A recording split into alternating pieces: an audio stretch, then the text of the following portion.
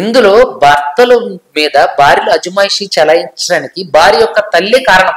భార్య యొక్క తల్లితో పాటుగా వాళ్ళ అక్క చెల్లెలు కొంతమంది ఇలా చేశారా, అలా చేశారా, నువ్వు ఇలా చేయి, అలా చేయని వీళ్ళు.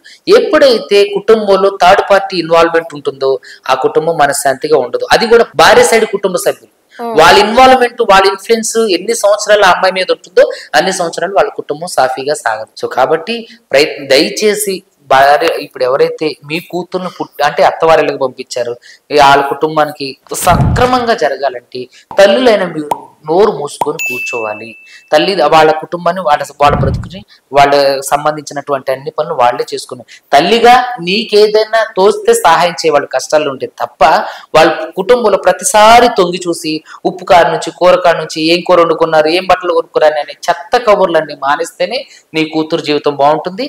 నీకులాగా నీ కూతురు అత్త కావడానికి అవకాశం ఉంది. అంతేలేదని మధ్యలో వాళ్ళ కుటుంబంలో ఇన్వాల్వ్ అవడం వల్ల నీ కూతురు జీవితాన్ని నువ్వే పాడు చేసిన దాని వైపు, నీ అల్లుడి జీవితాన్ని నువ్వే పాడు చేసిన దాని వైపు. సో దయచేసి నేను ఒకటే చెప్తున్నా, తల్లులుగా ఉన్నటువంటి ఎవరైతే తల్లులు ఉన్నారో మీ పిల్లల్ని అత్తవారింటికి పంపించినప్పుడు దయచేసి వాళ్ళకి చెప్పాల్సింది ఏంటి అని అంటే, అమ్మ సర్దుకోవాలి, ఓపిక పట్టాలి, ఓర్చుకోవాలి, ఇవన్నీ చెప్పండి. అంతే తప్ప వాడు వచ్చేస్తే నువ్వు ఇట్లా చేయి, అలా చేస్తే ఎలా చేయని చెప్పి దయచేసి మీ చెత్త సలహాలు ఇచ్చి వాళ్ళ కుటుంబంలో నిప్పులు పోయి. విమెన్స్ కూడా ఇప్పుడు కొంతమంది ఇండిపెండెన్స్ గురించి ఆమె ఇండిపెండెంట్ ఉమెన్ సెంట్రిక్ గానే ఆలోచిస్తారు. కానీ కొన్ని కేసెస్ లో చూస్తే అదే విక్టిమ్ కార్డ్ కూడా ప్లే చేస్తారు. హౌ ఇట్ ఇస్ పాసిబుల్ అంటే డ్యూయల్ రోల్ ప్లే చేస్తున్నామా? ఖచ్చితంగా ఇక్కడ విక్టిమ్ కార్డ్ ఒకటి, విమెన్ కార్డ్ ఒకటి ఆడవాళ్ళకి ఎక్కువగా ఉపయోగపడుతున్నటువంటి అంశాలు. ఇక్కడ ఏంటంటే విక్టిమ్ కార్డ్ అనేది నాట్ ఓన్లీ అందరూ ఉపయోగించట్ల, ఇండిపెండెంట్ గా బ్రతకడానికి ఇష్టపడుతున్న విమెన్స్, కుటుంబం నుంచి దూరమైనటువంటి విమెన్స్, సమాజానికి దగ్గరగా బ్రతుకుతున్నటువంటి విమెన్స్, అతి తెలివి ప్రదర్శించే విమెన్స్ మాత్రమే ఈ విక్టిమ్ కార్డు, ఈ విమెన్ కార్డు ప్రదర్శిస్తున్నారు. అంతగా తప్ప మిగతా ఏం కాదు. పాత్రలు పోషిస్తానో అదే విధమైనటువంటి పాత్రలు కూడా నీ అత్తవారింట్లో పోషిస్తే అసలు గొడవలే రావు. ఆవిడ కోప్పడ్డప్పుడు నువ్వు తగ్గడంలో తప్పే లేదు. అది కుటుంబం. గొడవ పెట్టుకుంటే గొడవ పెడి డి అంటే డి అనడానికి అది యుద్ధం కాదు, లేదంటే సర్కస్ కాదు, అది కుటుంబం. పెద్దవాళ్ళు ఒక మాట అన్నా వాళ్ళు అలంతేలే, వాళ్ళు చేదస్తులే అని ఊరుకున్న కుటుంబమే నిలుస్తుంది.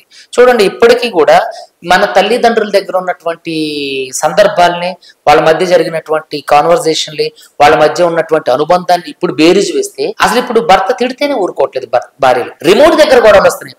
ఆఫ్టర్ ఆల్ కొడుకు అంటే పిల్లలకి పేరు పెట్టే విషయంలో కూడా భార్య కలగజేసుకుని అజమాయిషి చేసి దాన్ని ఈడాకుల వరకు తీసుకెళ్తున్నారు. ఇప్పుడు చూడండి భర్తలాగా చూసే ఈ భార్యలు ఎందుకు భర్త యొక్క తల్లిదండ్రులను తన తల్లిదండ్రులుగా భావించలేకపోతుంది? ఎందుకు భర్త యొక్క అన్నదమ్ముల్ని తన అన్నదమ్ములాగా అంటే స్వీకరించలేకపోతుంది? అలా స్వీకరించిన భార్య నిజమైన భార్య. అలా స్వీకరించినప్పుడే ఆ కుటుంబం, ఆ సంసారం అనేది సక్రమంగా సాగుతుంది. అంతే తప్ప ఇప్పుడు తన భార్య మీద తన అత్త ఇన్ఫ్లుయెన్స్ ఎన్ని సంవత్సరాల వరకు పనిచేస్తే అన్ని సంవత్సరాల వరకు ఆ కుటుంబం నాశనం అయిపోతుంది. సో దయచేసి మీ పిల్లల్ని అత్తవారింటికి పంపించినప్పుడు తల్లులేని మీరు ఒళ్ళు దగ్గర పెట్టుకొని పిల్లలకు చెప్పవలసిన అంశాలు ఏంటంటే, భరించండి అమ్మ, ఓపిక పట్టండి అమ్మ, అదే విధంగా సర్దుకోండి అమ్మ అని చెప్పి పంపించాలి. అది కూడా శృతి మించినప్పుడు మీరు కలగ చేసుకోవడంలో తప్పులేదు. అది తల్లిదండ్రులుగా మీ బాధ్యత. అంతేగాని చీటికి మాటికి ఏం కూర వండుకున్నారు, ఉప్పు వేసుకున్నారా, పప్పు వేసుకున్నారా, తోటకూర ఇవన్నీ వేసుకున్నారని ప్రతిరోజు మాట్లాడుకొని కాన్వర్సేషన్ పెంచుకోవాల్సిన అవసరం లేదు. వాళ్ళ బ్రతుకు వాళ్ళ బ్రతకనివ్వండి, వాళ్ళ చావనివ్వండి. తల్లిగా తండ్రిగా నీకేదన్నా వాళ్ళ కష్టాల్లో ఉంటే సహాయం చేయాలంటే చెయ్యి తప్ప, అంతేగాని వాళ్ళ జీవితంలో ప్రతిరోజు తొంగి చూడొద్దు. సో దయచేసి ఇంతే. ఇలా ఉండడంటే ఖచ్చితంగా కాపురాలు బాగుపడతాయి. ఇంకొక విషయం, స్త్రీలుగా నాట్ ఓన్లీ స్త్రీలు, పురుషులు కూడా కొన్ని విషయాలలో 498 కేసులు వాస్తవికంగా వాళ్ళు వేధింపులకు గురైనప్పుడు ఖచ్చితంగా పెట్టుకోవడానికి అవకాశం ఉంది. ఖచ్చితంగా 498 అంటే గృహహింస చట్టం పురుషులు కూడా పెట్టండి. ఇక నుంచి మీ భార్య ద్వారా మీకు వ్యతిరేకత ఎదురైనప్పుడు, మీ తల్లిదండ్రులను చూడొద్దన్నప్పుడు, మీకు తలనొప్పిగా తయారైనప్పుడు, అదే విధంగా మీ మాటకు ఎదురు చెప్పినప్పుడు, అంటే మీ మాట అంటే చిల్లర మాటలు అలాంటివి కాకోకుండా సమాజానికి అంటే మీ కుటుంబానికి ఉపయోగపడే, మీ అభ్యున్నతికి సహకరించే అంశాల్లో మీతో పాటు నడవనప్పుడు ఖచ్చితంగా మీరు కోర్టు ద్వారా కంటే ముందుగా, పోలీసుల ద్వారా కంటే ముందుగా కుటుంబంలో ఉన్నటువంటి పెద్దల ద్వారా కూర్చొని దాన్ని షార్ట్ అవుట్ చేసుకోవడానికి ప్రయత్నం చేయండి.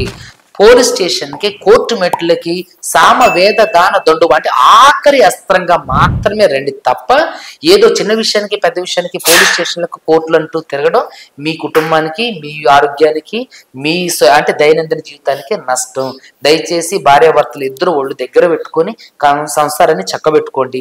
ఒకళ్ళు అర్థం చేసుకోండి. ఒకళ్ళు మూడ్ స్వింగ్ బాగాలేనప్పుడు ఇంకొకళ్ళు తగ్గండి. ఒకళ్ళ బాధలు ఇంకొకళ్ళు తోడుగా ఉండండి. ఒకళ్ళ నష్టంలో ఇంకొకళ్ళు సరిసాటిగా ఉండండి అంటారు కదా. శైనిష్రంభ, భోజేషు మాత, కార్యేషు దాస్, ఇలా మీరు ఏవైతే ప్రమాణాలు చేశారో కష్టాల్లో ఉన్నప్పుడు మీ భర్తకి తోడుగా ఉండండి. సుఖంలో ఉన్నప్పుడు మీ భర్తకు తోడుగా ఉండండి. అతను ఆర్థిక నష్టాల్లో ఉన్నప్పుడు మీ తాతకు మించి మీరు ఆర్థిక స్వావలంబన కల్పించండి. అతనికి ప్రతి విషయంలోనూ మీరు తోడుగా ఉన్నప్పుడే కదా అది నడిచేది. అంతేగాని వాడు తిట్టిన ఉండని మీరు తిట్టడం, వాడు అలిగిండని మీరు అలగడము, మీరు ఆడుగొట్టిండని మీరు కొట్టడం చేస్తే అది సంసారం ఎందుకు అవుతుంది? అది వ్యభిచారం అవుతుంది. సో దయచేసి భార్యాభర్తలకి నేను ఇచ్చే ఒకటే హితవు ఏంటంటే ఇద్దరు ఒకళ్ళనొకళ్ళు అర్థం చేసుకుని బ్రతకడానికి ప్రయత్నం చేయండి. ఎస్పెషలీ భార్యలు భర్తల కుటుంబాన్ని మీ కుటుంబంగా స్వీకరించండి. ఖచ్చితంగా భర్త కుటుంబంలో మీకు అన్ని విషయాల్లోనూ అంటే అనుకూలమైనటువంటి విధానంగా ఉండకపోయినప్పటికీ కూడా దాన్ని భరించుకొని మీరు నిలబడగలిగండి. అప్పుడే జీవితం.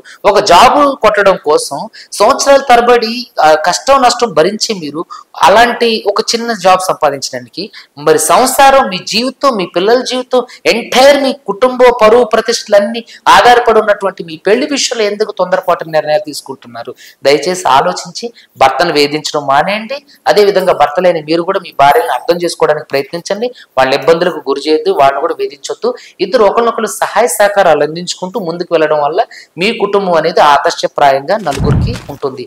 అంతే తప్ప కోర్టుల చుట్టూరు, పోలీస్ స్టేషన్ చుట్టూరు తిరిగితే మీ పరువు బజార్లో పడుతుంది, మీరే అల్లరి పాలవుతారు. చివరిగా ఒక లాస్ట్ క్వశ్చన్. మాకు విమెన్స్ కి వీ హ్యావ్ ఏమన్నా అవుతే విమెన్ కమిషనర్ ఉంది, షీ టీమ్ అని ఉంది. మీకు కూడా ఏదైనా హీ టీమ్ లా ఏమైనా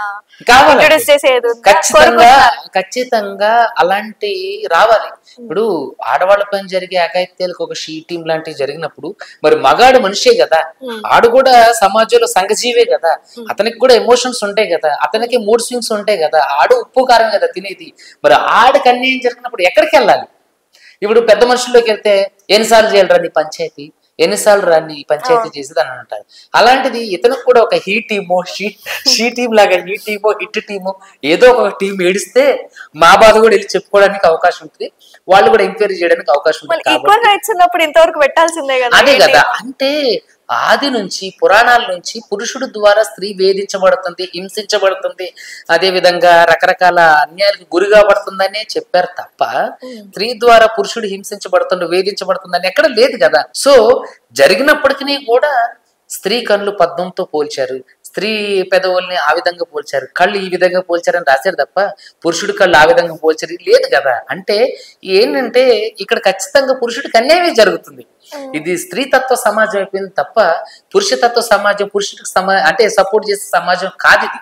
ఈ రోజుల్లో భార్య ద్వారా వేధించబడ్డ స్నేహితుడికి తన స్నేహితుడు హెల్ప్ చేయట్లే, ఏ వెధవా నువ్వే మంచోడు కదా అని అంటున్నారు తప్ప నిజంగానే వాడు వేధింపులకు గురవుతుండో అయ్యో వాడు భార్య ద్వారా బాధింపబడుతుండని చెప్పి పురుషుడే సాటిగా నిలవలేకపోతున్నారు. సో కాబట్టి ఖచ్చితంగా పురుషుల మీద జరిగే అఘాయిత్యాలు కూడా, పురుషుడు కూడా మనిషి, వాడు ఏదో సందర్భంలో పీడనానికి గురవుతారు, వాడు ఏదో సందర్భంలో అన్యాయానికి గురవుతారు. మరి అతనికి కూడా చెప్పుకోవడానికి ఒక తనకంటూ ఉన్న వాళ్ళు అని చెప్పేసి ఎవరో ఒకళ్ళు ఉండాలి కదా. అలా ఏదైనా ఒక కమిషన్, ఇప్పుడు స్త్రీ శిశు సంక్షేమ శాఖలో ఎట్లయితే కమిషన్లుగా ఏర్పాటు చేస్తారో పురుషులకు కూడా ఏదో ఒక కమిషన్ మా మొహాన్ని బారిస్తే ఎప్పుడైనా మా భార్యలు మమ్మల్ని వేధిస్తే మేము అక్కడికి వెళ్ళి చెప్పుకోవడానికి అవకాశం ఉంటుంది.